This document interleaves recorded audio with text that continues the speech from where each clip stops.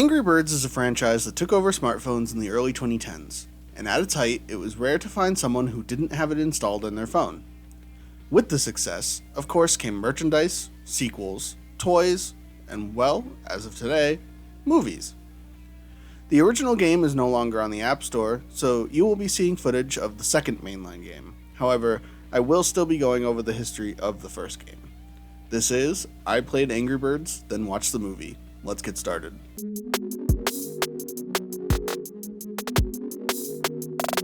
Rovio is a Finnish app developer founded in 2003 by 3 students taking classes at the Helsinki University of Technology after the trio won an assembly demo party held by HP and Nokia.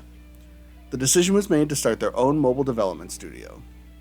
They would go on to release a large library of mobile software over the next few years until they began to face financial troubles in 2009. Facing bankruptcy, staff began pitching ideas for the company's next game. The one that caught the most attention was from senior game designer Jacko Laslo, who made a drawing of birds with no limbs and angry expressions on their face.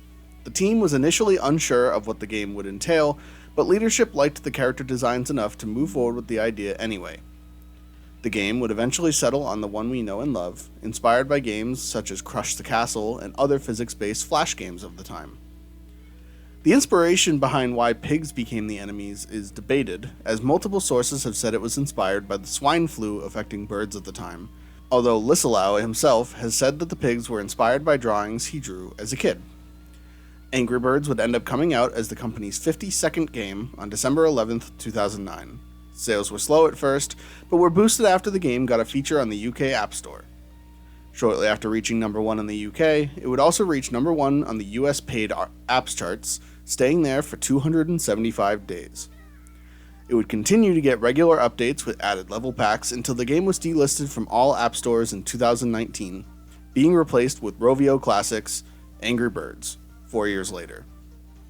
The Rovio Classics version was also delisted less than a year after release, being renamed Red's First Flight. Before that too was also delisted. Angry Birds was my everything for a while there. Right alongside games like Clash of Clans and Jetpack Joyride, Angry Birds was one of my go-tos for the longest time. There's not even a whole ton I can say. I was enamored by the simple level design and objectives, and the satisfaction of watching things tumble over after tossing something at it. There's something special about these early games, because it's before a lot of the gimmicks and other mobile game-esque things got added in to hamper the experience. I really wish there was still a way to play the first game on mobile devices, although the sequel currently on app stores is okay, aside from the constant pushing for microtransactions.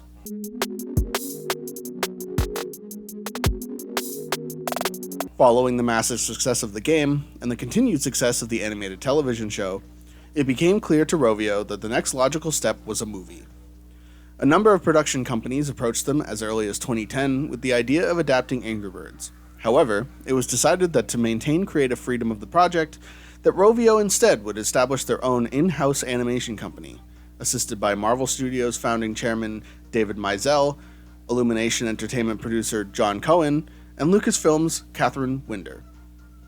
The movie was initially announced to the public in December 2012, although speculation of the project had started long before that.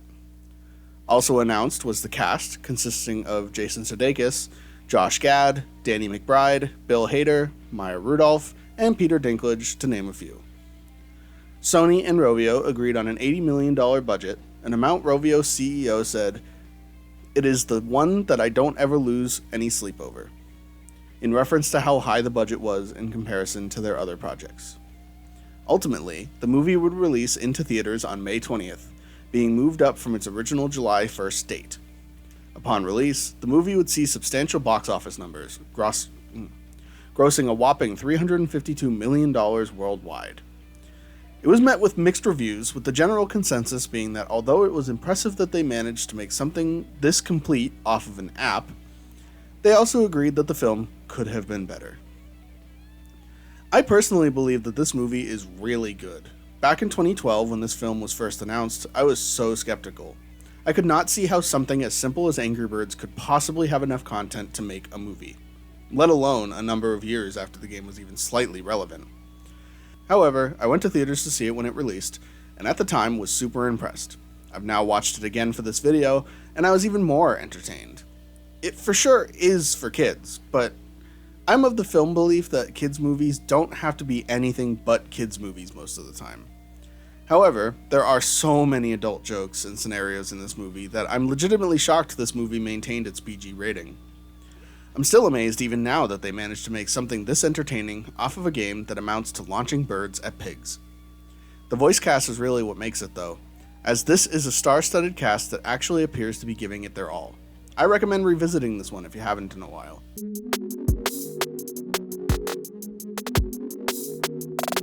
Angry Birds is a franchise that's always intrigued me. Now that Rovio is owned by Sega, and we have the announcement of a third movie, I'm super excited and interested to see where the franchise goes next.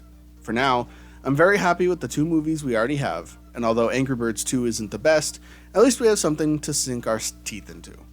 What did you think of the Angry Birds movie? Let me know in the comments below, and don't forget to subscribe while you're down there. Thanks for watching, and I'll see you next time.